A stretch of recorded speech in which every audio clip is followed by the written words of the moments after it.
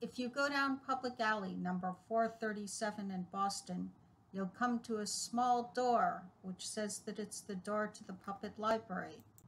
Inside that door is actually the puppet workshop part of the puppet library.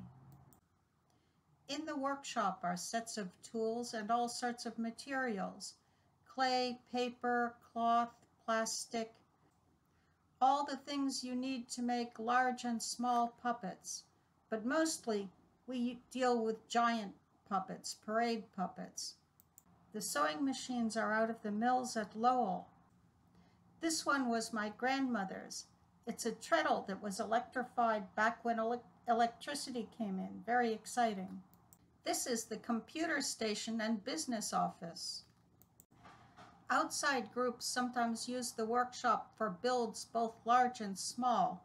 An environmental group built these giant green elks, and a random group of interested people built small marionettes, things like that. We also store shows here. Some of them are small shows that I do all by myself.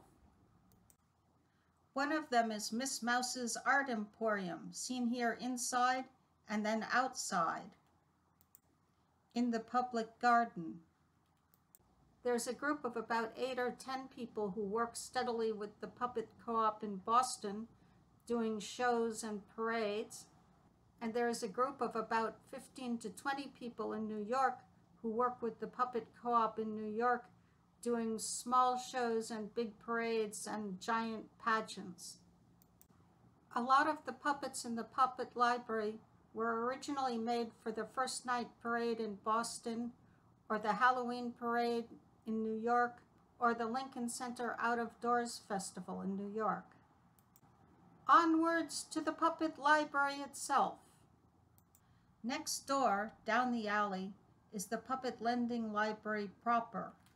The world of puppetry includes an enormous variety, from tiny home toy theaters to very complicated marionettes, to shadow puppets backed up by a gamelan gone orchestra with swords, to giant movie Godzillas.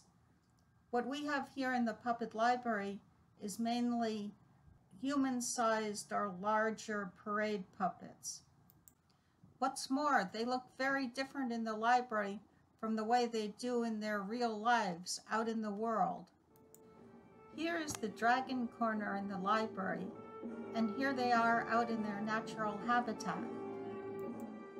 Jackie's black and white dragon in the back here looks kind of different when it gets out and plays around with a crowd. Here's a big head out on the Harbor Islands, and here it is at Emporium.